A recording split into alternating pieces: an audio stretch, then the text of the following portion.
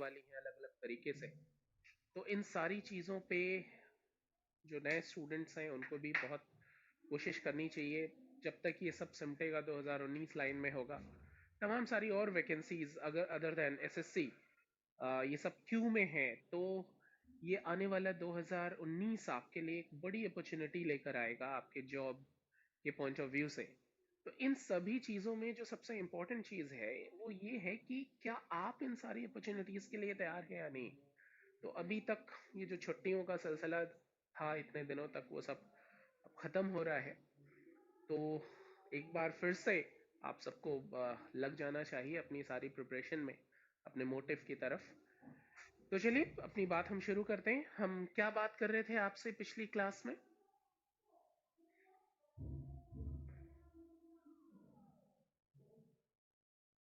SSC paper करवाने के mood में नहीं लग रही। हाँ, पहले हम थोड़ी सी क्लासेस बात कर लें। आखिर का जो 10 मिनट हम लेंगे आपके सारे क्वेरीज क्वेश्चंस आपकी टॉपिक के रिगार्डिंग, अदर देन टॉपिक जो आपको अपने एग्जाम और इन सारी चीज़ों से रिलेटेड है, उन सारी चीज़ों से हम बात कर लेंगे। पहले एक बार टॉपिक कवर कर लें थोड़ा सा। आर्टिकल 21 हमने बात कर ली थी पिछली क्लास में, या करनी है? फंडामेंटल राइट हम डिस्कस कर रहे थे। मुझे बताइए प्लीज, हमने अपनी बात कहाँ खत्म की थी एग्जैक्टली exactly?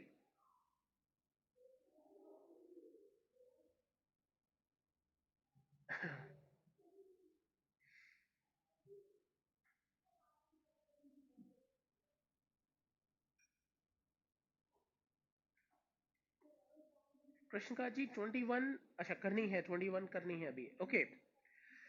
चलिए, तो एक रीकैप ले लेते हैं फिर आगे अपनी बात शुरू करते हैं। हम पिछली क्लासेस में फंडामेंटल राइट डिस्कस कर रहे थे और फंडामेंटल राइट में हमने ये समझा था कि वी हैव 6 फंडामेंटल राइट, 6 मौलिक अधिकार हैं हमारे पास।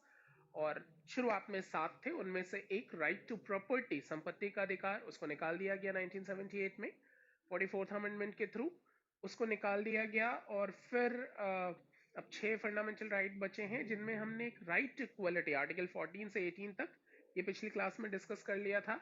और फिर हम अब राइट टू फ्रीडम डिस्कस कर रहे थे, और राइट टू फ्रीडम में भी हमने आर्टिकल 19 जो कि बहुत इंपॉर्टेंट फंडामेंटल राइट था, जिसमें हमने 6 राइट्स के बारे में बात करी थी। फिर हमने आर्टिकल 20 समझा था, जहां किसी को सजा देने के अगेंस्ट, उसके पास क्या सजा के अगेंस्ट क्या अथॉरिटीज हैं, अधिकार हैं, उसके बारे में हमने बात की थी। और फिर यहां तक हमने अपनी बात कर ली थी कि किसी को अगर पनिशमेंट दी जानी है किसी गलती की वजह से, तो देखा जाएगा कि उसको पुराने खत्म हो चुके कानून के तहत सजा ना मिले, एक ही गलती की 2 बार सजा ना मिले, और क्या कहते हैं, अपने ही खिलाफ एविडेंसेस देने के लिए फोर्स ना किया जा सके। इतनी बातें हम पिछली क्लासेस में कर चुके हैं। अब आर्टिकल 21 बहुत इंपॉर्टेंट राइट है। आइए हम अपनी बात शुरू करते हैं। आर्टिकल 21 हमने आर्टिकल 19, आर्टिकल 20 और आर्टिकल 21 अब ये डिस्कस करना है। आर्टिकल 21 सबसे पहले बात करता है राइट टू लिव की, जीवन जीने का अधिकार। राइट टू लिव बहुत महत्वपूर्ण राइट है। अब देखिए, आपको मैं बहुत जल्दी ये सारे आपको नोट्स, क्लास नोट्स जो हैं वो सारे आपको प्रोवाइड करा देंगे। तो कुछ अगर लिखने में छूट जाता है तो बहुत परेशान होने की ज़रूरत नहीं है, वो बहुत जल्दी अवेलेबल आपको करा देंगे। और लेकिन चीज़ों को समझते चलिए, जो चीज़ें आप नोट कर पाएँ वो नोट करते भी चलिए साथ ही साथ, तो ताकि आपकी राइटिंग प्रैक्टिस भी बनी रहे। तो आर्टिकल 21 क्या बात करता है? राइट टू लिव, जीवन जीने का अधिकार। जीवन जीने का अधिकार मतलब everybody has a right to live, सबको जिंदा रहने का अधिकार है। One cannot take your life, आपसे आपका जीवन कोई नहीं ले सकता।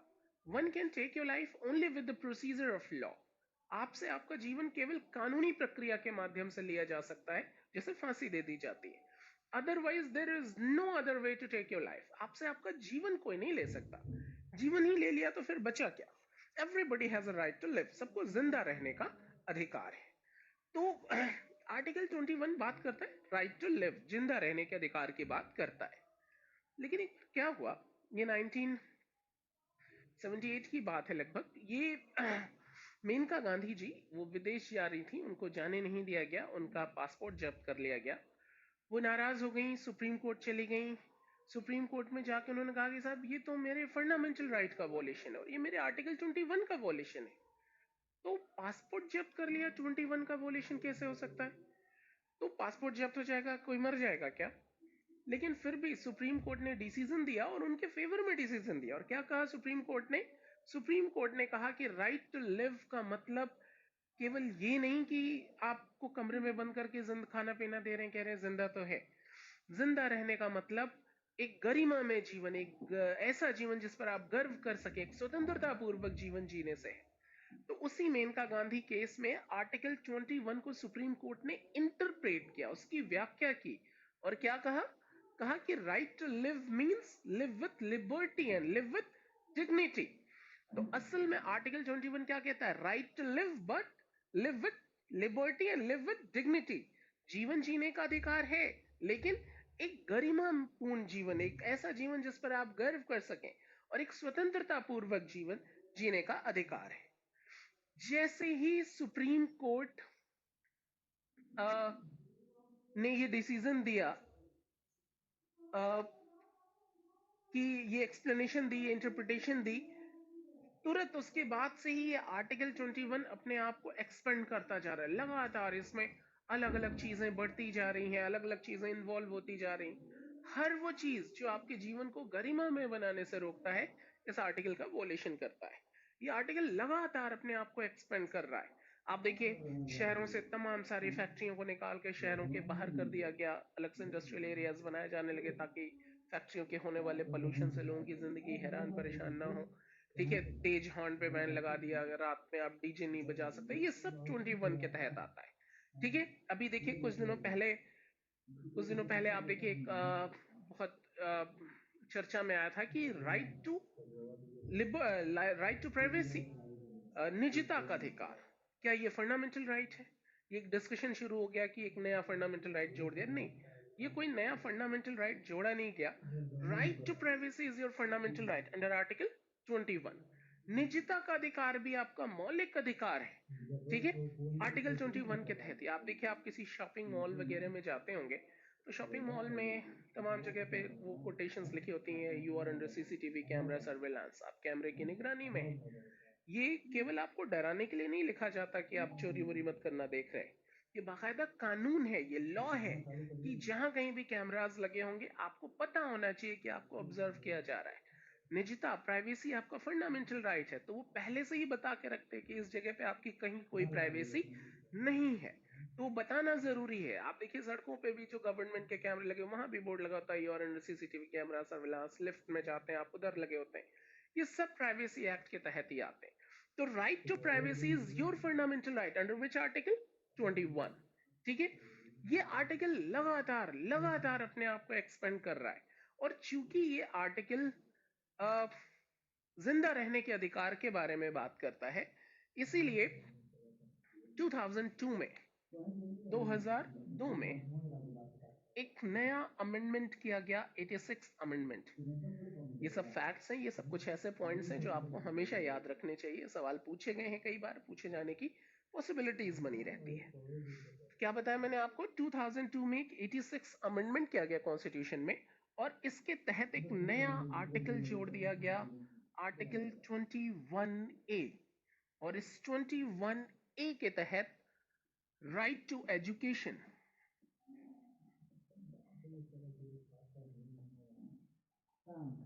right to education become fundamental right for whom? For 6 to 14 years old children। 6 से 14 वर्ष तक के बच्चों को शिक्षा का अधिकार अब उनका मौलिक अधिकार हो गया। कब से? फ्रॉम 2002। कौन सा अमेंडमेंट से? 86 अमेंडमेंट। कौन से आर्टिकल से? 21A। कितने साल के बच्चों के लिए? 6 से 14 साल तक के बच्चों के लिए। तो 6 से 14 साल तक के बच्चों को शिक्षा मिलना, ये उनका फंडामेंटल राइट होगा, ये उनका मौलिक अधिकार होगा। ये व्यवस्था की गई क्योंकि आर्टिकल 21 जीवन को गरिमा में बनाने की बात करता है, और ये माना जाता है कि शिक्षा एक ऐसी चीज है जिसके बगैर जीवन को गरिमा में नहीं बनाया जा सकता। इसीलिए 21 में ही 86 अमेंडमेंट किया गया 2002 में और नया आर्टिकल जोड़ा गया 21A। इसके तहत राइट टू एजुकेशन, ध्यान रखना है, right to education become fundamental right for 6 to 14 years old children. 6 से 14 वर्ष तक के बच्चों को शिक्षा देना उनका मौलिक अधिकार हो गया। अच्छा, ये 2002 से कॉन्स्टिट्यूशन में जोड़ा गया, लेकिन इसको लागू किया गया 2009-10 के सेशन से। ये अप्रैल 2010 से इसकी शुरुआत की गई थी ऑफिशियली, लेकिन जो इसकी शुरुआत है ये 2009-10 के सेशन से मानी जाती है। तो राइट टू एजुकेशन के बारे में क्या क्या फैक्ट्स आपको पता चल गया, फिर से आप एक बार समझ लीजिए कि 21 जीवन को गरिमा में जीवन जीने की बात करता है, इसीलिए 2002 में 86 अमेंडमेंट किया गया कॉन्स्टिट्यूशन में, नया आर्टिकल जोड़ा गया 21A, राइट टू एजुकेशन जोड़ दिया गया इसके तहत। 6 से 14 साल तक के बच्चों को शिक्षा देना उनका मौलिक अधिकार हो गया। 2002 में जोड़ा गया था और इसको लागू किया गया 2009-10 के सेशन से। ओके, अब आते हैं अगले आर्टिकल के बारे में बात करते हैं। इतनी बात क्लियर है, ये समझने में कहीं कोई दिक्कत तो नहीं किसी पॉइंट पे?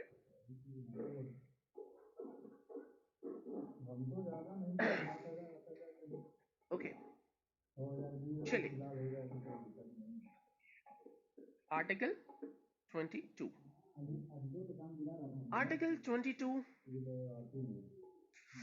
ये क्या बात करता है? ये बात करता है राइट अगेंस्ट अरेस्ट, गिरफ्तारी के विरुद्ध अधिकार। राइट अगेंस्ट अरेस्ट, अब ये क्या बात हुई? अरेस्ट क्या हुआ?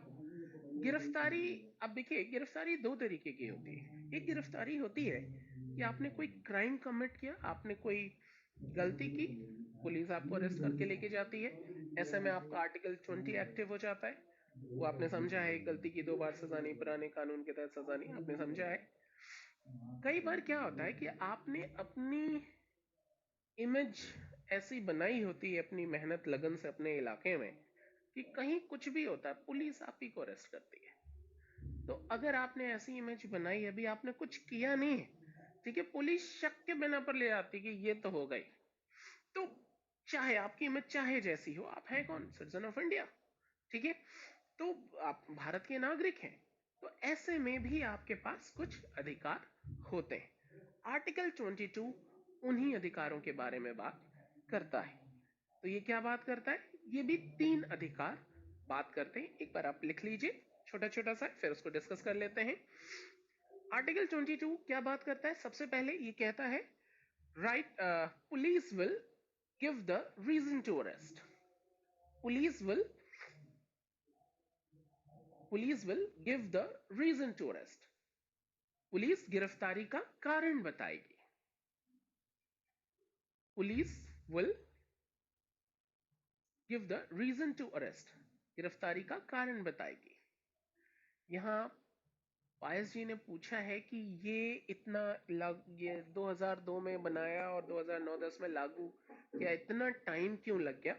असल में ये टाइम 2 वजहों से है। एक तो आप समझते हैं भारत एक बहुत बड़ा देश है और इसको चरणबद्ध तरीके से लागू कराना पड़ता है, एक साथ सबकी व्यवस्था एक जैसी नहीं होती, तमाम सारी खामियां आती हैं, तमाम सारे अभी कुछ वक्त उसमें लग ही जाता है, समहाउ 3-4 साल अलग अलग, चूंकि पूरे देश के 6 से 14 साल तक के बच्चों के एजुकेशन की व्यवस्था करनी थी। ये इतना आसान नहीं है भारत जैसे देश के लिए जहां इतनी विविधताएं हैं और इतनी बड़ी जनसंख्या है। तो ये सारी वजह जो है वो उसी वजह, इसे ये जो टाइम लगा वो उसी वजह से लगा। दूसरा वजह ये है कि एक स्ट्रक्चर तैयार करना है कि इसके एग्जीक्यूशन प्लान्स में कैसे क्या करने होंगे, तो जो उनकी अपनी एग्जीक्यूशन प्लान को स्ट्रक्चर करने में भी थोड़ा वक्त चाहिए होता है, तो इस वजह से ही ये गैप आपको देखने को मिलता है। बहुत सारे लॉ में ऐसा गैप आपको देखने को मिलेगा। कई सारे लॉ ऐसे होते हैं जो इमीडिएट एप्लीकेबल हो जाते हैं, वो नेचर ऑफ लॉ के ऊपर डिपेंड करता है। ओके, तो अमित पटेल हमसे कुछ बात कर लो। अमित जी, बहुत दिनों बाद हमारी मुलाकात हो रही है अभी, और एक बार ये टॉपिक डिस्कस कर ले, फिर जो आखिर का टाइम रहेगा आपसे बात करेंगे। बीच बीच में आप टॉपिक से रिलेटेड बात कर ले, एक बार ये हो जाए तो आपको भी अच्छा लगेगा, कुछ काम हो गया, और फिर हमारी बातें फिर ज्यादा अच्छी लगेंगी, मीठी भी लगेंगी। ठीक है? ओके, मेरा भी बहुत मन करता है आपसे बात करने का। आर्टिकल 22 क्या बताया मैंने? आर्टिकल 22 ये मैंने बताया कि गिरफ्तारी के विरुद्ध अधिकार देता है। यानी अगर आपने अभी कोई क्राइम किया नहीं, पुलिस शक के बिना पर आपको अरेस्ट करती है, तो ऐसे में भी आपके पास 3 अधिकार है। पहला अधिकार क्या है? Police will give you the reason to arrest, आपको गिरफ्तारी का कारण बताएगी। आपने देखा है ना मूवीज में, कोई पुलिस वाला आता है, वो क्या कहता है? मेरे पास आपकी गिरफ्तारी का वारंट है। वो वारंट क्या है? रीजन टू अरेस्ट, गिरफ्तार क्यों कर रहे हैं ये बताएगी। तो पहली चीज तो ये, पुलिस आपको गिरफ्तारी का कारण बताएगी। दूसरा, वो भी लिख लीजिए आप, police will present before magistrate within 24 hours. Police will present before magistrate within 24 hours. Police 24 घंटे के अंदर मैजिस्ट्रेट के सामने प्रस्तुत करेगी। पुलिस 24 घंटे के अंदर, पुलिस 24 घंटे के अंदर जज के सामने प्रस्तुत करेगी।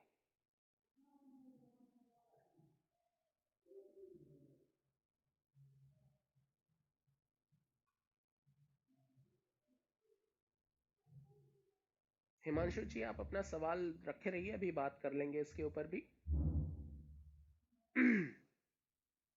ठीक है, पुलिस आपको 24 घंटे के अंदर अंदर मजिस्ट्रेट के सामने प्रस्तुत करेगी। अब ये क्या है? अब देखिए, जैसे पुलिस का काम होता है लॉ एंड ऑर्डर मेंटेन करना, उसको कानून व्यवस्था बनाए रखने की जरूरत होती है।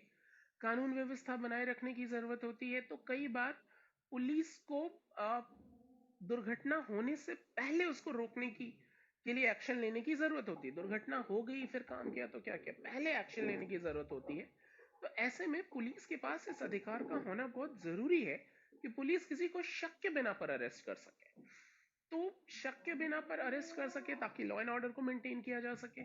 लेकिन अगर पुलिस ने अपने इस राइट का मिसयूज करना शुरू कर दिया तो पुलिस ऐसा ना कर पाए, इसलिए नागरिकों को कुछ फंडामेंटल राइट दे दिए गए। संविधान कहता है कि ठीक है, पुलिस अरेस्ट कर ले, आपको अधिकार है उसका, वो जरूरी है ये अधिकार उसके पास होना। लेकिन ये नागरिकों का भी अधिकार है कि पुलिस आपको अरेस्ट करे, बट विद इन 24 आवर्स, 24 घंटे के अंदर अंदर वो आपको मजिस्ट्रेट के सामने प्रस्तुत करेंगे। Then magistrate will decide what to do.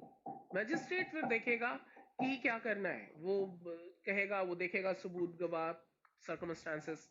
अगर उसको लगता है, वो कहेगा नहीं, पकड़ के रखो, 10 दिन तक मत छोड़ना। लेकिन अगर मजिस्ट्रेट को लगता है कि नहीं, जरूरत नहीं है, तो वो रिलीज भी कर देगा। फिर पुलिस वो करेगी जो मजिस्ट्रेट कहेगा, but with in 24 hours police will present before magistrate. ध्यान रखने वाली बात केवल इतनी है कि इस 24 आवर में ट्रैवल टाइम और हॉलीडेज ऐड हो जाते हैं। ट्रैवल टाइम, जैसे मान लीजिए दिल्ली पुलिस ने आपको मुंबई से अरेस्ट किया, तो मुंबई से दिल्ली लाने का जो ट्रैवल टाइम है वो 24 आवर में ऐड हो जाएगा। इसी तरीके से मान लीजिए सैटरडे को अरेस्ट किया, तो संडे भी उस 24 आवर में ऐड हो जाएगा। तो ट्रैवल टाइम और हॉलीडेज ये ऐड हो जाते हैं। अदरवाइज विद इन 24 आवर्स ये पुलिस आपको मैजिस्ट्रेट के सामने प्रस्तुत करेगी। ये देखिए, छोटे छोटे फैक्ट्स होते हैं, ऐसे ऑप्शंस में आ जाते हैं 24 आवर, 23 आवर, 22 आवर्स, 20 आवर्स, इसमें क्लोज ऑप्शंस होते हैं। तो आपको एग्जैक्ट जब तक वो चीजें आप नहीं जानते, तो कई बार सही ऑप्शन चुनने में गलती हो जाती है। तो पुलिस आपको 24 घंटे के अंदर मजिस्ट्रेट के सामने प्रस्तुत करेगी। और इस 24 घंटे में ध्यान रखने वाली बात केवल इतनी है कि ट्रैवल टाइम और हॉलीडेज ऐड हो जाते हैं। तो 22 में क्या समझा आपने? कि पुलिस आपको गिरफ्तारी का कारण बताएगी कि क्यों गिरफ्तार कर रहे हैं। दूसरा, police will present you before magistrate within 24 hours. और तीसरा, तीसरा भी लिख लीजिए, police will allow you to talk with your lawyer. Police आपको पुलिस आपको अपने वकील से बात करने का मौका देगी। Police will allow you to talk with your lawyer. Saturday Sunday हुआ तो भी छुट्टी है, दिवाली की छुट्टी, दशहरे की छुट्टी, कोई भी छुट्टी रहेगी वो इस 24 आवर में ऐड हो जाएगा। ठीक है, पुलिस आपको आपके वकील से बात करने का मौका देगी। ध्यान रखिएगा, यहां आर्टिकल 22 ये नहीं कह रहा कि पुलिस आपको वकील देगी, वो कहीं और बात की गई है, अभी हम आगे बात करेंगे। ये आर्टिकल 22 ये कहता है कि अगर आपका कोई वकील है, यू कैन कॉल हिम। आप देखते हैं ना मूवीज में, कोई किसी रच आदमी को पुलिस पकड़ती, वो क्या कहता है? मैं नहीं, मेरा वकील बात करेगा। वो कौन सा आर्टिकल इस्तेमाल कर रहा है? 22। तो आर्टिकल 22 क्या ध्यान में रखता है? क्या कहता है? 3 बातें कहता है। पहली चीज कि police will give you the reason to arrest, गिरफ्तारी का कारण बताएगी। दूसरा, police will present you before magistrate within 24 hours, 24 घंटे के अंदर अंदर प्रेजेंट करेगी मैजिस्ट्रेट के सामने। और तीसरा, पुलिस आपको आपके वकील से बात करने का मौका देगी। ठीक है, वकील देगी ऐसा नहीं कह रहा, आपको आपके वकील से बात करने का मौका देगी। ये 3 अधिकार आर्टिकल 22 देता है। ध्यान रखिएगा, ये वो बातें हैं जो संविधान में लिखी हैं। अगर सच में कभी पुलिस आ जाए तो हीरो की तरफ पूछिएगा मत, वारंट लाए हो? पुलिस आए, आप समझ रहे हैं ना, पुलिस आए, कूद के जीप में बैठना चाहिए। ठीक है, आप ये मत देखिए कि चप्पल पहना है कि लोअर पहना है कि लुंगी पहनी, कूद के जीप में। ठीक है, उसने कहा तुमने मर्डर किया? कहा अरे साहब ठीक पहचाना आपने, वो मैं हूं। जहां कहती साइन करने को कर दो, कोई दिक्कत नहीं है। बस वो एक बार आपको मैजिस्ट्रेट के सामने लेकर जाए, मैजिस्ट्रेट के सामने आपको जो कहना है वो जाके कह सकते हैं। ध्यान रखिएगा, पुलिस की गवाही का मतलब नहीं होता। तो मैजिस्ट्रेट के सामने जो कहना है वो कहेगा साहब हम तो सो रहे थे, पता नहीं क्यों उठा के लेके आ गए। ठीक है, मैजिस्ट्रेट आप ही की बात सुनेगा। जब तक पुलिस के पास प्रॉपर एविडेंसेस नहीं होते उनको दिक्कत होती है। ठीक है, तो इन चीजों का ध्यान रखें। लेकिन फिर भी पुलिस तो पुलिस है। ठीक है, खूब कोऑपरेट करना चाहिए पुलिस के साथ। तो ये सारी चीजों के बावजूद भी संविधान आपको अधिकार देता है कि पुलिस आपको गिरफ्तारी का कारण बताएगी, एक 24 घंटे के अंदर अंदर मजिस्ट्रेट के सामने प्रस्तुत करेगी और आपको आपके वकील से बात करने का मौका देगी। ये इतनी बातें क्लियर है?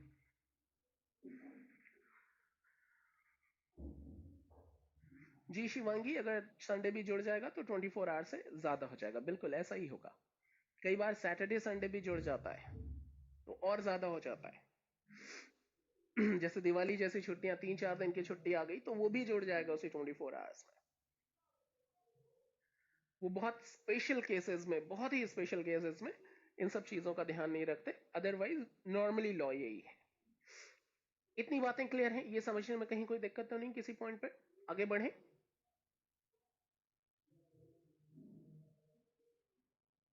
Yes, I am waiting for your response.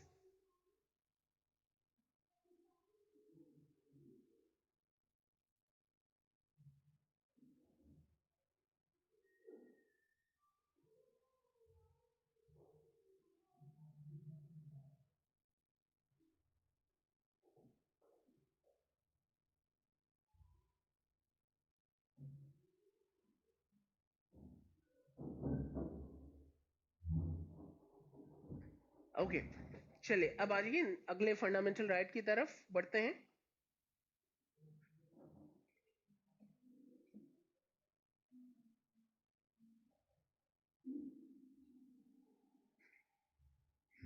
अगला बहुत छोटा सा फंडामेंटल राइट है,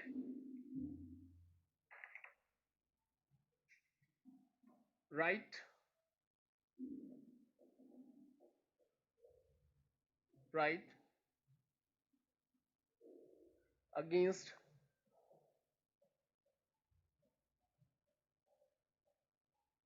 शोषण के विरुद्ध अधिकार। राइट अगेंस्ट एक्सप्लॉयटेशन, शोषण के विरुद्ध अधिकार। इसमें केवल 2 आर्टिकल बात करनी है, आर्टिकल 23 और आर्टिकल 24। राइट अगेंस्ट एक्सप्लॉयटेशन, शोषण के विरुद्ध अधिकार, छोटा सा फंडामेंटल राइट है, एक एक लाइन का है, आप लिख लीजिए। सबसे पहले आर्टिकल 23 आप लिख लीजिए।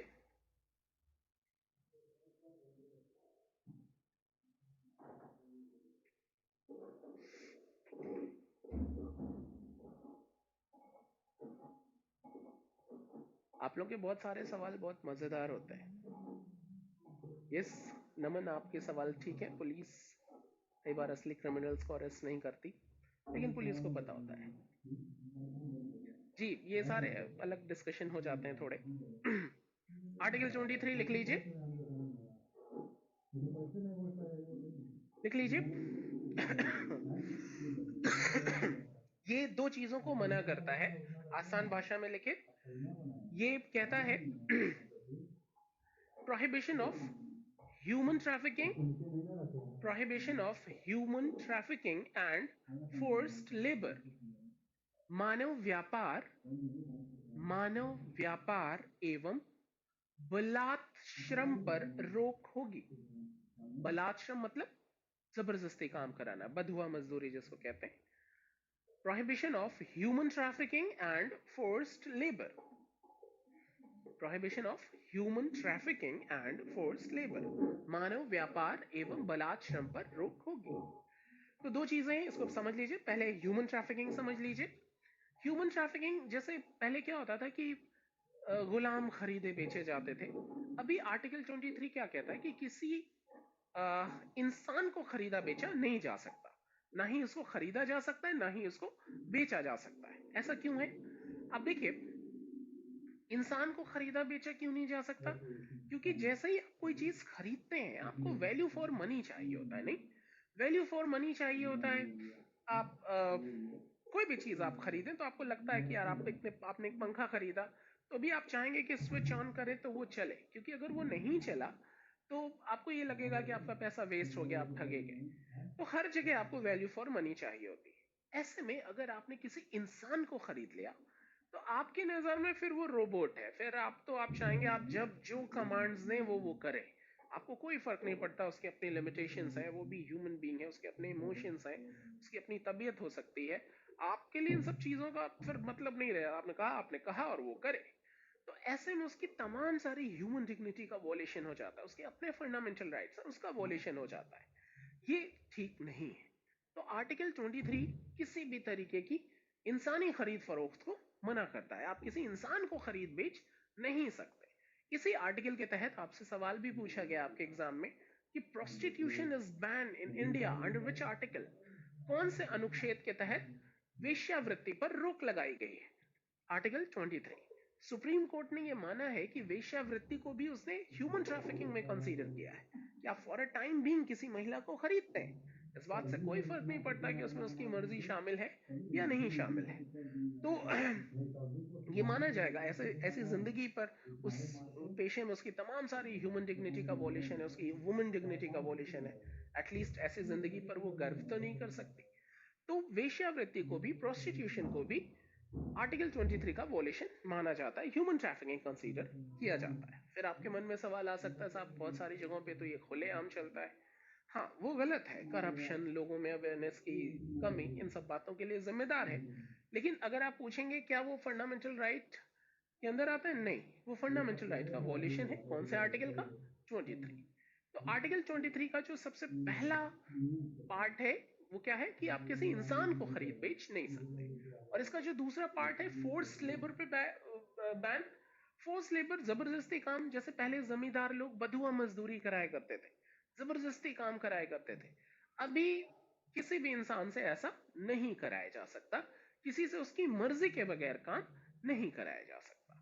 तो आर्टिकल 23 दो चीजों को मना करता है। एक तो इंसान की खरीद फरोख्त नहीं होगी, किसी को खरीदा बेचा नहीं जा सकता, और दूसरा उसकी मर्जी के खिलाफ उससे काम नहीं कराया जा सकता। फिर आर्टिकल 24 क्या कहता है, इसको भी लिख लीजिए।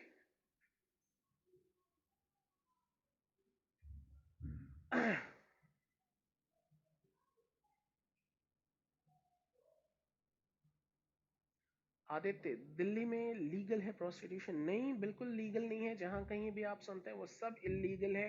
फिर सवाल है कि लीगल है तो वो है क्यों? हाँ, ये एक समस्या है, ये एक चैलेंज है, इसको दूर होना चाहिए। बड़ी सारी बातें जिम्मेदार हैं उसके लिए। तो ये डिस्कशन थोड़ा अलग हो जाता है। लेकिन अगर आप पूछेंगे कि आप क्या वो कॉन्स्टिट्यूशन के अंदर है, नहीं, वो इलीगल है। ठीक है क्यों नहीं? यही तो समस्याएं हैं, यही तो चैलेंजेस है। हमने पहले भी बात की है, जैसा ये लिखा हुआ है सारी वैसी चीजें हो जाती तो फिर तो रामराज्य होता। तो ये इलीगल है, दिल्ली में भी, बंगाल में भी, कहीं भी ऐसा नहीं है। अमित पटेल जी, ये इतना मतलब बहुत सारी चीजें केवल कानून बना के कर पाना बड़ा मुश्किल होता है। आपको समझना चाहिए। अब आप कुछ दिनों में आप इसी राज्य का हिस्सा होंगे, आपके हाथ में बागडोर होगी बहुत सारी चीजों की। तो आपको महसूस भी होगा बड़ी सारी चीजें कलेक्टिव एफर्ट की चीजें हैं। तो ये कुछ ऐसी ही सामाजिक प्रथाएं, कुप्रथाएं, तमाम से इस तरीके की दिक्कतें बहुत सारी, जैसे स्वच्छता एक ऐसी चीज है। आप देखिए सबको जरूरत है, बीमारियां बढ़ती हैं सबकी वजह से। लेकिन इसके लिए जागरूकता ही एक ये कलेक्टिव एफर्ट की जरूरत है। नशा, कलेक्टिव एफर्ट की जरूरत है। हर चीज को कानून बना के रोका जा पाना पॉसिबल नहीं है जब तक आप खुद अवेयर नहीं हो जाएंगे। समझना चाहिए आपको ये। ओके, आर्टिकल 24 क्या कहता है? ये स्पाइस बिल्कुल सारा वो भी इलीगल है सब कुछ। आर्टिकल 24 बात करता है, लिख लीजिए, prohibition of child labour up to 14 years. 14 वर्ष तक के बच्चों के श्रम पर रोक होगी। Prohibition of child labour up to 14 years. 14 वर्ष तक के बच्चों के श्रम पर रोक होगी। Prohibition of child labour up to 14 years. 14 वर्ष तक के बच्चों के श्रम पर रोक होगी। ओके, तो 14 वर्ष तक के बच्चों के श्रम पर रोक होगी, ये क्या है? इसको थोड़ा सा समझ, संख्या में उनसे पीछे हैं तो ये ठीक नहीं है। किसी भी आने वाली जनरेशन अगर इस तरीके से पलेगी बढ़ेगी, यहाँ छोटा बच्चा जो अभी आप देखिए भारत में 6 साल 7 साल तक के बच्चे भी काम करते हुए, 5-5 साल तक के बच्चे काम करते हुए मिले हैं। आप देखिए जिस बच्चे को 6-7 साल अभी दुनिया में आए हुए हुआ, बहुत सारी चीजें तो वो जानता ही नहीं, अभी तो वो ऑब्जर्व कर रहा है चीजों को कि क्या कैसे कहाँ क्या हो रहा है। ऐसे में वो घर वाले गाली देके भेज रहे हैं, जा कमा के ला, जिस दुकान पे यहाँ काम कर रहा है वहां बहुत उसको तमीज से बात नहीं करते, कस्टमर्स बहुत तमीज से बात नहीं करते। तो ऐसे में कुछ दिनों में हालांकि वो बच्चा यूज टू हो जाता है कि यार यहाँ ऐसे ही रहा जाता है, ठीक है, लेकिन ये ठीक नहीं है। ठीक है, इसी प्रोग्रामिंग के साथ जब वो अडल्ट होगा और उसको कल को कोई कहे कि भाई ये लो वहां जाके बम रख के आ जाओ, इतने पैसे मिलेंगे, वो तो कहेगा लाओ दो, लोग मरे मरे मुझे क्या। तो ये बड़ा खतरनाक है। तमाम सारे और कारण हैं, उन बच्चों की अपना जीवन है, आने वाली जनरेशन उन पर निर्भर करती है, वो उनके पढ़ने का समय है, ऐसे में वो काम करेंगे तो अपने आप को इम्प्रूव कैसे कर पाएंगे। तो इसलिए आर्टिकल 24 14 वर्ष तक के बच्चों के श्रम पर रोक लगाता है। लेकिन अनफॉर्चुनेटली जो हमारे देश का इकोनॉमिकल कंडीशन है वो इतनी फेवरेबल नहीं है। तो वो फेवरेबल ना होने की वजह से क्या होता है, आप देखिए कि व्यवहारिक रूप से इन सारी चीजों पे रोक लगाया जा पाना पॉसिबल नहीं है। तो भी सुप्रीम कोर्ट ने अलग अलग नॉर्म्स बनाए हैं कि ठीक है घरों में काम करा लो आप, लेकिन बाकायदा नॉर्म्स है कि इतने कैलोरी खाना खाएगा, इतनी देर आराम करेगा, ये काम नहीं करेगा, वो सारा अगर आप इंस्ट्रक्शंस पढ़ लें तो आपको ऐसा लगेगा आपने नौकर नहीं बच्चा गोद ले लिया है। उससे ज्यादा काम तो आपका अपना बच्चा कर लेता है। लेकिन ये सारा चीज इसको डिमोरलाइज करने के लिए है, क्योंकि हालात गंभीर हैं। हो सकता है आने वाले कुछ वर्षों में आपको बहुत ठोस योजनाएं देखने को मिले इस दिशा में, क्योंकि बहुत चिंताजनक स्थिति है, डाटाज जो आए हैं वो बहुत फेवरेबल नहीं है। तो इस पर भी थोड़ा सरकार फोकस भी है, सुप्रीम कोर्ट भी फोकस है। आपको फिलहाल जो अपने एग्जाम पॉइंट ऑफ व्यू से ध्यान में रखने की जरूरत है कि चाइल्ड लेबर को कौन सा आर्टिकल प्रोहिबिट करता है? 24। क्लियर है इतनी बात?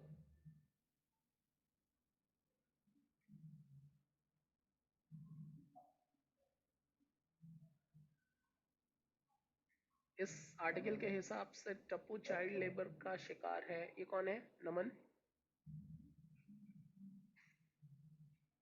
इस आर्टिकल का दायरा बहुत ज्यादा है, यहां तक कि आप जो रियलिटी शोज होते हैं उसमें जो बच्चे आते हैं या जो एडवर्टीजमेंट है वो भी इस दायरे में आते हैं, और तमाम सारे नॉर्म्स हैं उनके लिए भी उनको वो फॉलो करना पड़ता है, अदरवाइज उन चैनल पर भी बैन लग सकता है इन सारी चीज़ों में। पहले थोड़ा वहां भी दिक्कत थी, लेकिन वो सब गाइडलाइन के अंदर आया है। तो ये बहुत सख्त है अभी इस पर कानून। ओके, अब आइए हम अगले आर्टिकल 23 में, राइट अगेन राइट, आर्टिकल 23 में क्या लिखना है? लिखना है कि prohibition of human trafficking and force labour.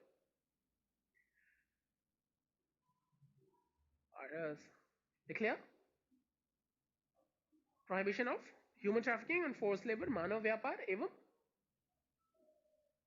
बलात् श्रम पर रोक होगी। बलात् श्रम मतलब जबरदस्ती काम कराना। अब आ जाइए अगला फंडामेंटल राइट, बहुत ही महत्वपूर्ण है, बहुत चर्चा में रहता है। अगले साल लोकसभा के चुनाव हैं, दोबारा से चर्चा में रहने की पॉसिबिलिटीज है। Right to freedom of religion, धार्मिक स्वतंत्रता का अधिकार।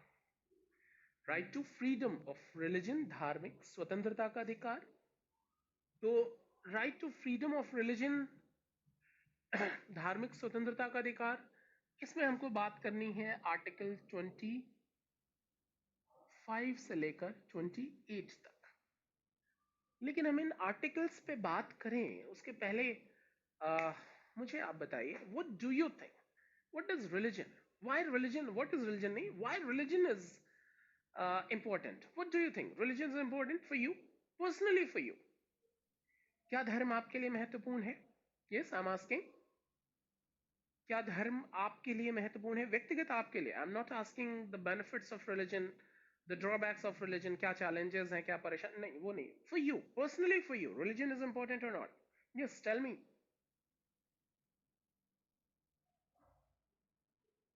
I'm asking, is religion is important for you personally, for you? Lakshman Singh no, Rahul no, Shilpi yes. अच्छा जो लोग नो कह रहे हैं, क्यों इतने सारे तीर्थ, सारी पूजा पाठ, भगवान, सब कुछ सब बेकार है, मतलब किसी काम के नहीं? या जो यस भी कह रहे हैं, या उसके बिना काम नहीं चलेगा? It inspire us to be on the right path. Tanisha, constitution भी यही करता है तनिषा, लॉ। आप सड़क पे रेड लाइट पे रुकते हैं इसलिए नहीं कि भगवान देख रहा है, इसलिए कि वो कांस्टेबल जो सड़क के उस पार खड़ा है वो देख रहा है। Aditya yes, definition of religion need to be changed. Amit, religion has no definition actually. Religion means, I'm not asking meaning, please focus on question, I'm asking religion is important for you or not?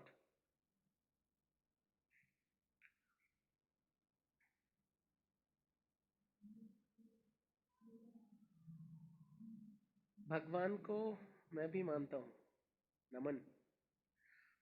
भगवान को मानते हैं, somebody set up there, ऊपर वाला कोई सब ठीक कर देगा, ऐसा? हाँ अगर ऐसा है तो गलत नहीं है, हाँ ऐसा ही। देखिए, we live on a round planet, नहीं, हम सब एक गोल धरती पे रहते हैं, नहीं? और हमारी धरती स्पेस में, मैं ठीक कह रहा हूँ, अपनी धुरी पे घूम रही है, सूरज के चक्कर काट रही है, ठीक कह रहा हूँ मैं? हम इस धरती की सरफेस पे रहते हैं, कोर में तो आग है, ठीक कह रहा हूँ मैं? एंड एवरीबडी सेइंग ऊपर वाला।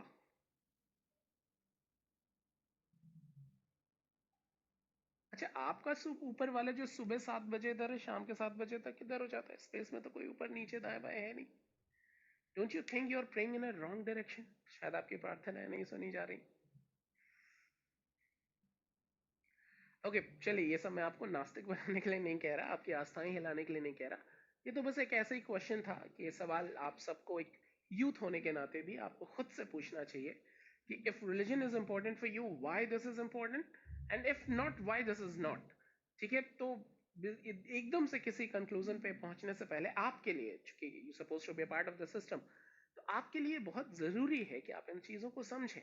ये सवाल एकदम से अवॉइड करने वाले नहीं है, आप आराम से सोचिएगा, ये तो मैंने ऐसे ही पूछ लिया। लेकिन जो हमारा मेन कंसर्न था, शिवांगी डर रहता है कुछ गलत करेंगे। सोचिए, अगर शिवांगी आप भगवान से भी डरती हैं तो प्यार किससे करेंगी? भगवान से भी डरने की जरूरत है? डरने की जरूरत नहीं है। ओके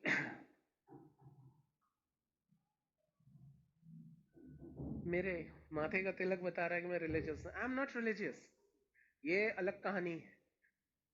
ओके हम आते हैं अपने इस पार्ट पर कि right to freedom of religion, what it mean, why this is important, what is political concern of religion? Basically the question is this, कि what is political concern of religion, why this religion is mentioned in constitution? ठीक है, religion हमने अपनी पहली class में बात की थी कि religion is way towards God, ईश्वर को प्राप्त करने का मार्ग है। तो what is political concern of religion, why this is mention in constitution? हमने जब ये फंडामेंटल राइट शुरू किया था तो हमने समझा था कि यार fundamental right has the most important position in our constitution. And one of them is freedom of religion, what it shows, its importance, इसका महत्व बताता है। तो आखिर इसका राजनीतिक महत्व क्या है, आखिर क्यों उसको संविधान में मौलिक अधिकारों के रूप में इसको जगह देने के पीछे क्या वजह रही होगी, इसको थोड़ा समझने की जरूरत है।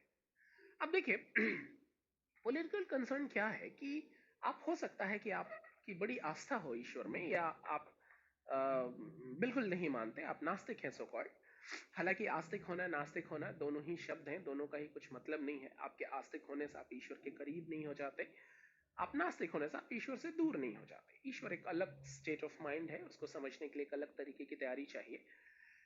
तो चूंकि ये प्रचलित शब्द हैं इसलिए हम इसका इस्तेमाल कर रहे हैं। तो आप चाहे आस्तिक हो या नास्तिक हो, इन दोनों ही कंडीशंस में आप ये तो एक्सेप्ट करेंगे ना कि आपका रिलीजन आपकी आइडेंटिटी भी है, ठीक है, आपका धर्म आपकी पहचान भी है।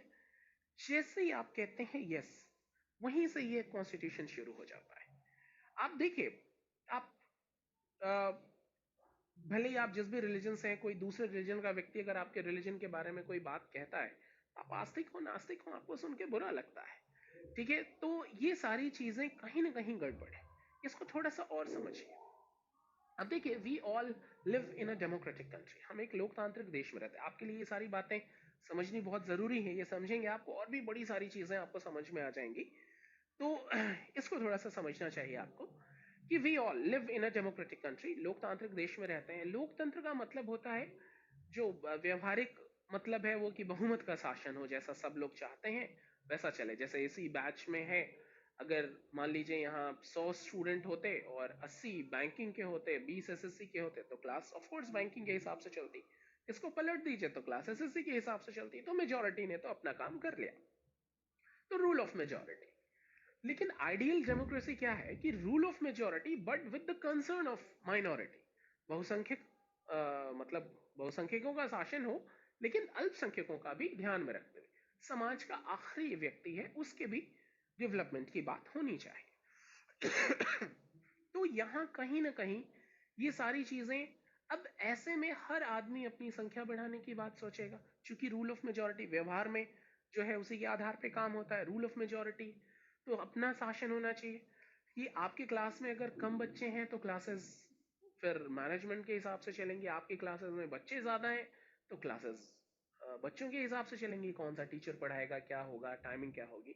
दो ही बच्चे हैं तो फिर मैनेजमेंट विल डिसाइड किस टीचर को भेजना है, टाइमिंग क्या रखनी है, जब आना है तब क्लास ऑफ कर देना है। लेकिन अगर नंबर्स ऑफ स्टूडेंट हैं, 100 से ज्यादा स्टूडेंट हैं, तो फिर ऐसा नहीं कर सकता ना, 100 बच्चे तब लग जाएंगे मैनेजमेंट के सर पर।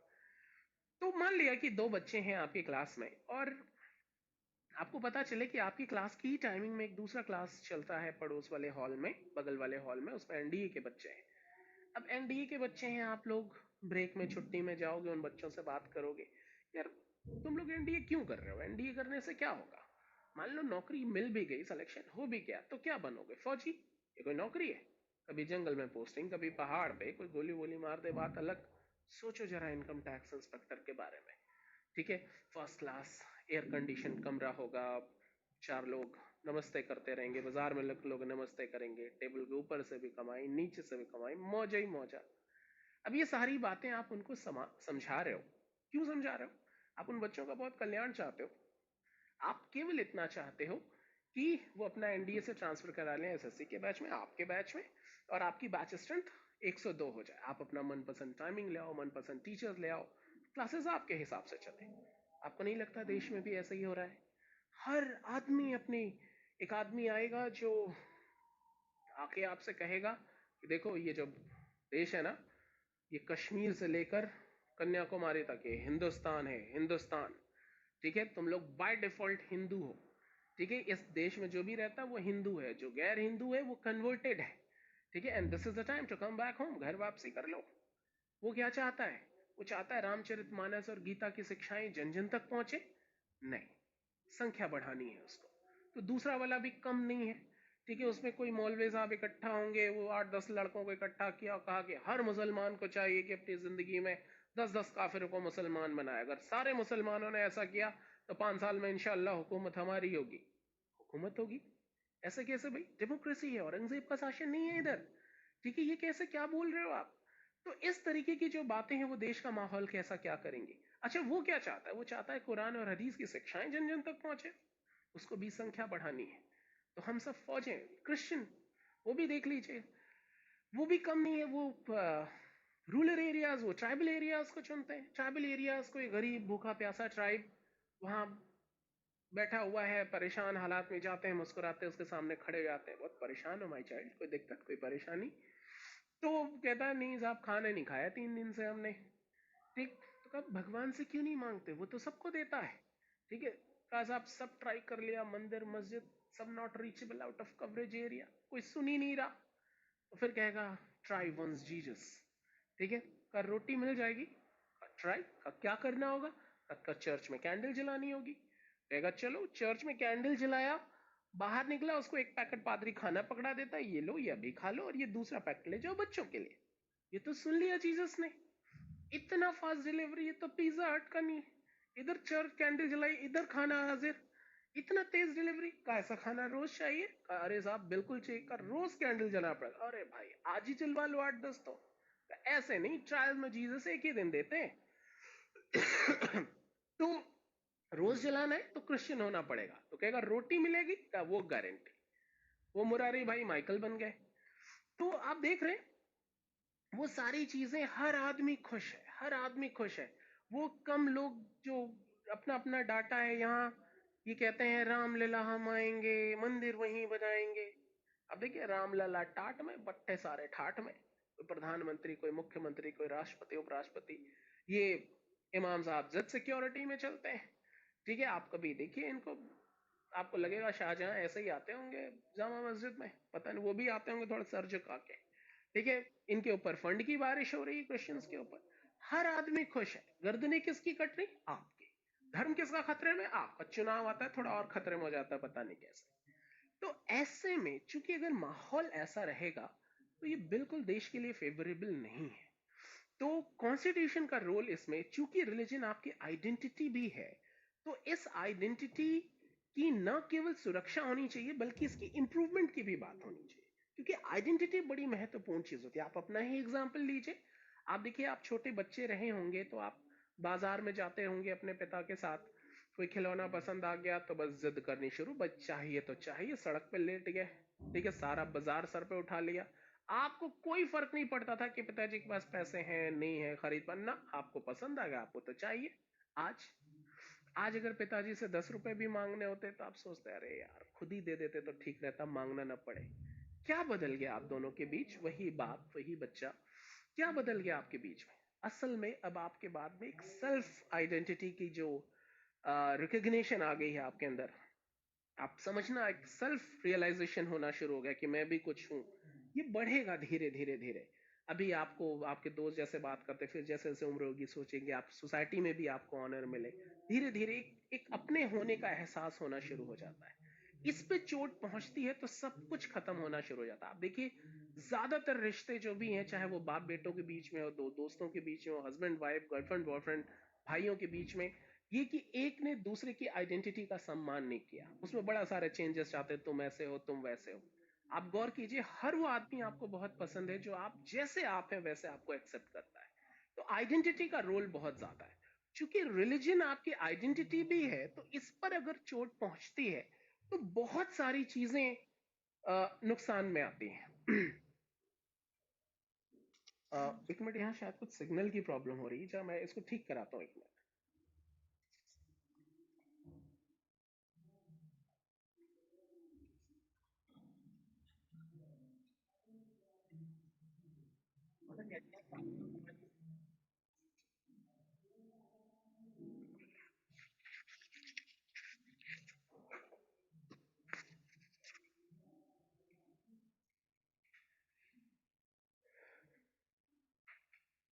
हाँ, तो ये जो चूंकि रिलीजन हमारा आइडेंटिटी भी है, तो न केवल इसकी सुरक्षा होनी चाहिए बल्कि इसकी इंप्रूवमेंट की भी बात होनी चाहिए। आर्टिकल 25 से 28 इन्हीं एफर्ट्स को करता है, यही उसके प्रयास हैं, इसको आपको इसी दिशा में समझना चाहिए। तो एक एक करके बात कर लेते हैं कि क्या कहते हैं आर्टिकल्स। सबसे पहले आर्टिकल 25, ये article 25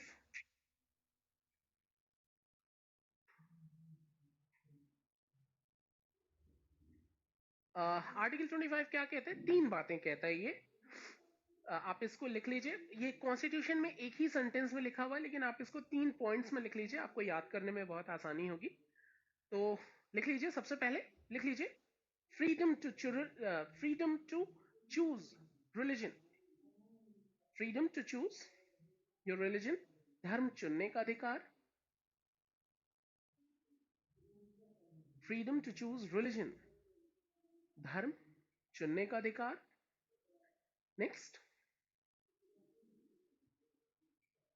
freedom to act according to religion, धर्म के अनुसार आचरण करने का अधिकार।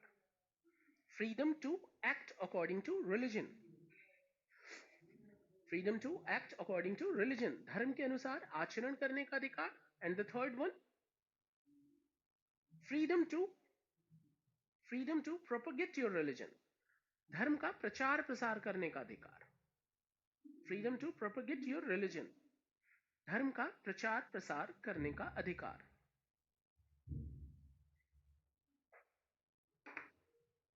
Freedom to propagate your religion, freedom to choose religion, धर्म चुनने का अधिकार। Freedom to act according to religion, धर्म के अनुसार आचरण करने का अधिकार। And freedom to propagate your religion, propagation का अधिकार, प्रचार प्रसार करने का अधिकार। अब इसको समझते हैं ये क्या लिखा आपने। सबसे पहले फ्रीडम टू चूज रिलीजन, धर्म चुनने का अधिकार। What it mean actually? धर्म चुनने का अधिकार मतलब, आप देखिए, आप एक पर्टिकुलर रिलीजन में पैदा हुए हैं और आपकी परवरिश एक खास रिलीजन में होती है। फिर जब आप एक सर्टेन एज के बाद आप इंटरेक्ट करते हैं बाकी रिलीजन के साथ, तो अगर आपको ये महसूस होता है यार थैंक गॉड मैं इस रिलीजन में पैदा हुआ, यहाँ तो ह्यूज अपॉर्चुनिटी है फॉर डेवलपमेंट, तो अगर आपको ऐसा लगता है तो आर्टिकल 25 आपको ये प्रॉमिस करता है कि आपसे आपका रिलीजन कोई नहीं ले सकता। कोई मतलब कोई, सरकार भी नहीं, ठीक है? Everybody has a choose there religion, सबको अपना धर्म चुनने का अधिकार है। ध्यान रखिएगा, धर्म हमेशा व्यक्तिगत होता है, वो बहुत पर्सनल है, ठीक है? जब आप इसको समूह में एक्सप्रेस करते हैं तो ये संप्रदाय कहलाता है। धर्म हमेशा व्यक्तिगत होता है। तो कॉन्स्टिट्यूशन कहता है you are free to choose your religion, you decide which religion is good for you. लेकिन इसके अपोजिट आपको लगता है नहीं यार काश मैं दूसरे वाले रिलीजन में पैदा हुआ होता, वहां ह्यूज अपॉर्चुनिटी थी फॉर डेवलपमेंट। तो यही आर्टिकल 25 आपको ये प्रॉमिस करता है कि आपको दूसरा वाला रिलीजन चुन लो, आपको कोई रोक भी नहीं सकता। क्योंकि कॉन्स्टिट्यूशन की नजर में जो सबसे ज्यादा इंपॉर्टेंस रखता है वो क्या? आपकी डेवलपमेंट, आपकी इंप्रूवमेंट। किस रिलीजन में है वो यू डिसाइड। तो आपको पूरी तरीके से रिलीजन चुनने का अधिकार है। You are very much free to choose your religion, आपको अपना धर्म चुनने का अधिकार है। आपसे आपका रिलीजन कोई जबरदस्ती आपकी मर्जी के बगैर नहीं बदलवा सकता। अच्छा, केवल इतना ही नहीं, दूसरी बात वो क्या कहता है? You are free to act according to their religion, अपने धर्म के अनुसार आचरण करने का भी अधिकार है। यानी आपका रिलीजन जो आपको करने के लिए कहता है, you are free to do that. आप देखिए आपसे सवाल भी पूछा गया एग्जाम में कि सिखों को कृपाण लेकर चलने का अधिकार, सोर्ड अपने साथ वो कैरी करते हैं, तलवार लेके चलते हैं, क्या ये उनका फंडामेंटल राइट है? ऑफ कोर्स यस, उनका रिलीजन उनको वैसा करने के लिए कहता है। तो आर्टिकल 25 के तहत ही वो उनका फंडामेंटल राइट है। Everybody has a freedom to act according to their religion. कोई मुस्लिम लड़की बुर्का पहन के जा रही है, आप उसको रोक नहीं सकते, ठीक है? किसी ने टर्बन मांग ली, किसी ने तिलक लगा लिया, किसी ने दाढ़ी बढ़ा ली, everybody has a freedom to act according to their religion. सबको अपने धर्म के अनुसार आचरण करने का अधिकार है। यहां तक की तो बात ठीक है, लेकिन ये तीसरा वाला, ये तो पंगेबाजी वाला है। प्रचार प्रसार करने का अधिकार, प्रचार प्रसार, देखिए माहौल वैसे ही इतना टेंशन में है, यहां हमको हमारे धर्म से उतना प्यार नहीं है जितना दूसरे के धर्म से नफरत है, ठीक है? माहौल तो ऐसा है। यहां देखिए, आप अगर हिंदू हैं और कोई मौलवी साहब वहां 10-20 हिंदू खड़े हों, वहां मौलवी साहब कोई कहें जन्नत नसीब तो केवल मुसलमान को होगी, ठीक है? तो आप लोग हाँ हम तो यहाँ बस कटहल छीलने आए, नहीं तो सुन के ही बुरा लगता है आपको। ठीक इसके अपोजिट कोई पंडित जी आके कहें कि कल्याण तो केवल हिंदू का संभव होगा, तो जितने गैर हिंदू उनको लगा है क्या बकवास कुछ भी कहते हो आप। तो आप देखिए, अगले ने दूसरे की कोई बुराई नहीं की, वो अपनी तारीफ कर रहा था, लेकिन दूसरे को सुन के बुरा लगता है। तो जहां माहौल ऐसा है, वहां ये आर्टिकल, ये संविधान क्या कहता है? Everybody has a freedom to propagate their religion, प्रचार प्रसार करने की आजादी है। ऐसा प्रॉब्लम बढ़ नहीं जाएंगी। हर आदमी प्रचार प्रसार कर रहा है अपने धर्म की, ठीक है, सबके पोस्टर्स बैनर्स लगे हुए हैं, लड़के सड़क पर लिफलेट बांट रहे हैं, ज्वाइन हिंदू ज्वाइन मुस्लिम, डेमो ले लो डेमो। तो तब तो रोज ही तलवारें निकलेंगी। नहीं, फिर भी कॉन्स्टिट्यूशन ने आपको फंडामेंटल राइट के रूप में दे दिया, you are free to propagate their religion, प्रचार प्रसार करने की आजादी। ऐसा क्यों किया कॉन्स्टिट्यूशन ने? कॉन्स्टिट्यूशन ऐसा क्यों करता है, आप समझिए। आप देखिए, रिलीजन के बारे में हम दूसरे के रिलीजन के बारे में जानते नहीं, दूसरा छोड़िए, हमको हमारी रिलीजन के बारे में नहीं पता होता है, ठीक है। हम आपस में ही लेकिन वही किस्से कहानियां सुन के वही खुश रहते हैं, ठीक है। यहाँ आप देखिए, सड़क के एक तरफ हिंदू कॉलोनी होती है, सड़क के इस तरफ मुस्लिम कॉलोनी होती है, ठीक है। दोनों दो दुनिया है, सब आपस में मर्ज होके नहीं रहते, सारे हिंदू एक तरफ सारे मुस्लिम एक तरफ मिल के नहीं रह रहे, वो दोनों दो दुनिया है वाकई। अच्छा, हिंदू क्या कोई रिश्तेदार आए, उसको छत पे लेके जाएगा, कहेगा इधर हमारे सारे हिंदू भाई रहते हैं, इधर सामने पाकिस्तान है, पाकिस्तान है वो। अच्छा, अभी पाकिस्तान कहते हैं, हाँ हाँ वो पाकिस्तान है, तो लगोगे भारत माता की जय करने, खुद कह रहे हो पाकिस्तान है। आप कहोगे अरे सर आप नहीं जानते, सारे मुसलमान होते ही ऐसे हैं, सब के सब कट्टर हैं, मारते काटते रहते हैं, दया नाम की चीज ही नहीं, सब के सब टेररिस्ट, पता नहीं और क्या क्या एक ही सांस में। अच्छा, आपको क्या लगता है वो आपके बारे में क्या सोचते हैं? सेम, उनको भी यही लगता है। वो क्या कहते हैं, ये हिंदू देखो अपने आप को बहुत सीधा शरीफ कहते हैं, इनका कौन सा देवी देवता है जो बिना हथियारों के? एक दो को छोड़ दो, सारे ही वेपनाइज हैं। आप देखिए, भगवान विष्णु लेटे हैं, माँ लक्ष्मी पैर दबा रही, हाथ में चक्र गदा, अरे लोअर पहनो आराम से सो, ठीक है, वेपनाइज होके सोते हैं। दुर्गा जी देखिए, 10 हाथ, 10 हाथ में हथियार, सारे मास डिस्ट्रक्शन वेपन से, ठीक है। वो किचन में जाने की तैयारी कर रही है वो। Kali ji, how can you forget, Kali ji देखिए, 4 हाथ, एक हाथ में खड्ग जिसमें से खून टपक रहा है, मतलब अभी भी निपटा के आई किसी को। सबूत भी हाथ में ही, कटी हुई गर्दन। अच्छा, रिकॉर्ड भी मेंटेन कर रखा है गले में, हाउ मेनी अचीवमेंट्स, ठीक है, हाथ में खप्पर जिसमें खून भरा हुआ है। अच्छा, मूड कैसा है उनका, ये दिल मांगे मोर, अभी बातचीत करने के मूड में नहीं है वो। आप देख रहे हैं हम क्या कहते हैं, शांति की देवी। अब देखिए, ये जितने हिंदू देवी देवता हैं, इनके ये जो स्वरूप हैं, इनकी जो व्याख्याएं हैं, वो बड़ी खूबसूरत व्याख्याएं हैं, बहुत ही खूबसूरत, ठीक है। जो इनकी स्पिरिचुअल एक्सप्लेनेशन है वो कमाल की है, ज्यादातर हिंदुओं को नहीं पता, ज्यादातर नहीं, वही किस्से कहानियां सुन के खुश हो रही हैं। जब हिंदुओं को नहीं पता, बाकी क्या जानेंगे? हम ही नहीं जानते। आपको कभी अगर पता चला कि इन स्वरूपों का क्या मतलब है, तो आपको लगेगा यार सोचने वाले ने कमाल सोचा, लेकिन हम ही नहीं जानते, तो ये बाकी लोग कैसे क्या जानेंगे? तो हम जानते ही नहीं इसके अपने धर्म के बारे में, एक दूसरे के बारे में, तो एक खिंचाव है हमारे बीच। इसके अपोजिट आप अपना एग्जाम्पल ले लीजिए, आप हिंदू हैं, आपके बगल में आपका दोस्त मुस्लिम होता है, आप दोनों क्लास में बैठे, दोनों की एक ही प्रॉब्लम है, भाई ट्रिग्नोमेट्री सॉल्व नहीं हो रही, भाई जीएस याद नहीं हो रही, ये इंग्लिश वोकैब कैसे याद होगी, नौकरी मिल जाए लाइफ सेट है। क्या हिंदू क्या मुसलमान, मौसम चेंज हो रहा है सबके ऊपर फर्क पड़ रहा है, क्या हिंदू क्या मुसलमान, सबके जैकेट स्वेटर्स निकल जाएंगे, कहाँ फर्क पड़ रहा है? सड़क में निकलते कोई चमचमाती हुई ऑडी मर्सिडीज जाती कहता है बेटे लाइफ तो यही है, ठीक है। कहाँ फर्क पड़ रहा है? एक ही चीज, आपके हार्मोन एक जैसे काम करते हैं, हर जगह एक ही जैसी चीज है, ठीक है। कहाँ थोड़े बहुत रिचुअल्स का, चीजों का फर्क है, इसके लिए गर्दन काट देंगे आप। एक जैसी ही चीजें हैं, कहीं कुछ भी आ, सब सारे स्ट्रगल एक जैसे हैं, सब कुछ एक जैसी है, कुछ डिफरेंसेस हैं, वो तो आपके परिवार में भी होते हैं, रिश्तेदारों में भी होते हैं। तो डिफरेंसेस कभी गलत नहीं होते। जब ये समझ आपके अंदर पैदा होनी शुरू हो जाएगी, आपका जो दोस्त है, आप समझते हो ये बिल्कुल मेरे जैसा ही है, वो दूसरी भाषा बोलता है तो गर्दन काट देंगे, दूसरे रिचुअल से तो गर्दन काट देंगे। ये जब समझ एक दूसरे को आएगी, तो वो जो फ्रेटर्निटी वाली हमने बात अपने प्रेम्बल में की थी, वो फुलफिल होती है। यही वजह है कि आर्टिकल 25 आपको freedom to propagation of religion भी देता है। तो 3 चीजें आर्टिकल 25 कहता है, एक तो धर्म चुनने का अधिकार, you are free to choose your religion. The second one, you are very much free to act according to your religion. And the third one, you are free to propagate your religion. आप अपने धर्म का प्रचार प्रसार भी कर सकते हैं। क्लियर है इतनी बात? ये समझने में कोई दिक्कत तो नहीं?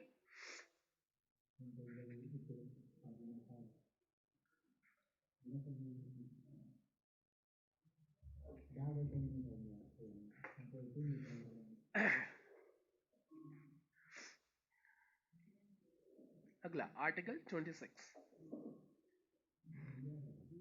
आर्टिकल 22 से कुछ सवाल पूछे थे इन्होंने, कहाँ गया? चलिए ठीक है, क्लियर हो गया। आर्टिकल 26,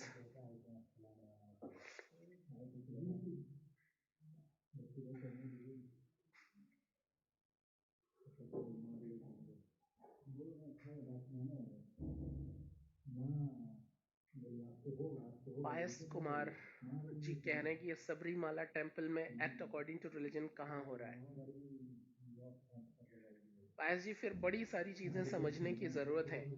अगर आप कॉन्स्टिट्यूशन के ग्राउंड पे, केवल कॉन्स्टिट्यूशन के ग्राउंड पे आप पूछेंगे तो वो गलत है, सबको जानना चाहिए। लेकिन अगर आप वो सारी चीजें कैसे तैयार हुई हैं, मंदिर और ये सारी जो पूजा घर बनाए जाते हैं अलग रिलीजन में, उनके उन सारी चीजों को भी समझ, जब हर पक्ष को आप समझते हैं तो कई बार जो डिस्क्रिमिनेशंस दिखते हैं वो डिस्क्रिमिनेशंस होते नहीं हैं। ठीक है, तो कई सारी चीजें हैं, उसको बहुत डिटेल में समझने की जरूरत पड़ेगी। लेकिन अगर आप कॉन्स्टिट्यूशन के आधार पे पूछ रहे हैं तो जी, हर जगह पे जो भी सार्वजनिक स्थान है, everybody has a freedom to go there, वो गलत होता है। लेकिन जो रिचुअल्स बनाए गए हैं, ऐसा नहीं है कि सारी चीजें धक्कियानुसी होती हैं, बड़ी सारी चीजें हैं जिसको समझने की जरूरत होती है। ठीक है, तो ये एक अलग विषय है, एक अलग डिस्कशन हो जाता है। तो आपको थोड़ा उस पर, आप जब आप सर्च करेंगे कि क्यों ये रूल ही क्यों बनाए गए, तो हर जगह आ जाता है, हर चीजें आपको क्लियर हो जाएंगी। ओके,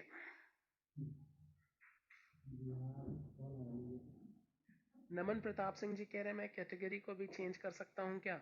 मेहनत कीजिए, जरूरत ही नहीं पड़ेगी आपको चेंज करने की। ओके, हाँ, कोई गोद ले ले तो हो सकता है। ओके, तो मायावती जी से रिक्वेस्ट कीजिए नमन जी। अच्छा, आर्टिकल 26 पहले।